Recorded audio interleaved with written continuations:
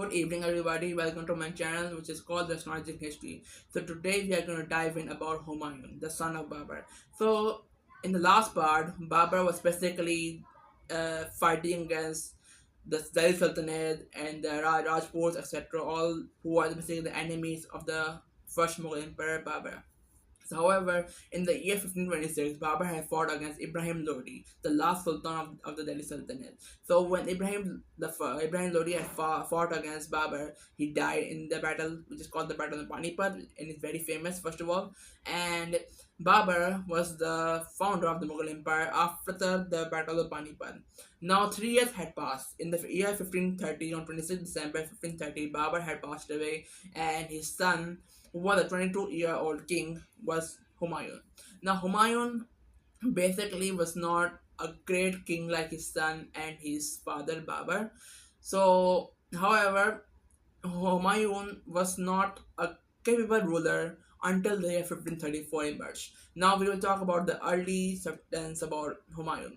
In the year 1532 to 1533, Humayun started to gather up his army and expand the territories of the Mughal Empire and had a large landscape during the time of the Mughal Empire. So, however, in the year 1533, Sher Shah Suri of Farid Khan had emerged from Kabul and he attacked again on Humayun. So, however, Sher Shah Suri was not directly related to Humayun and he was also from the Suri dynasty. The Sikandar Shah Suri was also the part of this thing that when the Battle of Sirhind had fought against Kamran Mirza, Hindal Mirza, Askari Mirza, Sher Shah Suri, and Sikandar Shah Suri, these were the most uh, punctual parts where Humayun had to face consequences. Now, if we will go back to that later, so however, Humayun had fought against Sher Shah Suri many times and he lost his battle against Sher Shah Suri. Now, when Sher Shah Suri ruled from 1532 to 1533, Humayun had lost control power. Then again, the battle has started against Sher Shah Suri, but this time Humayun had gained reign in 1532, 1534 to 1556. Now, many years had passed, and Humayun had started to expand the Mughal Empire, and he had also become one of the most famous rulers in history.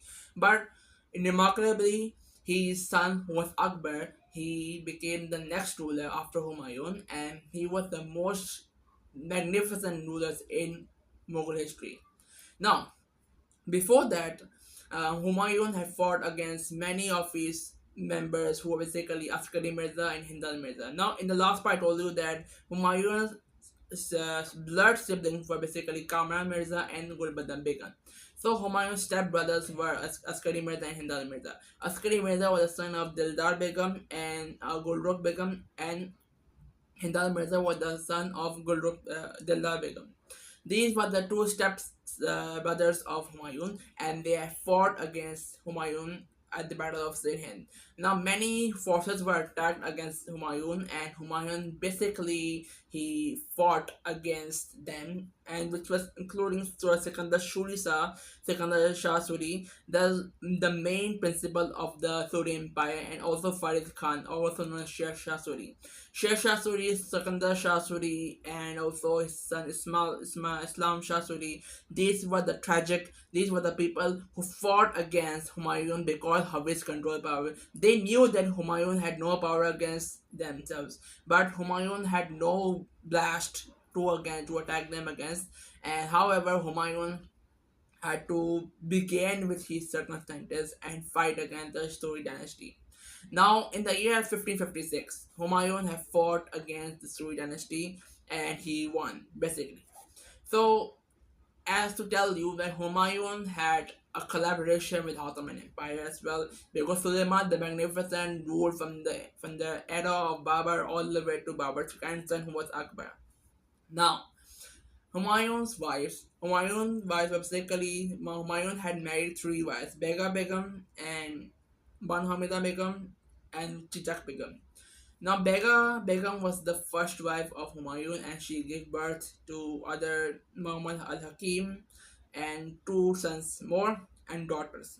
Okay, Banu Hamida Begum was basically the mother of Akbar, and Ul Chochuk Begum had no children. She was childless. So, according to historians, Babur had nearly seven children, and Akbar was the son of one Hamida Begum. And after Humayun's death, Akbar became the next ruler. These were the three wives of Humayun.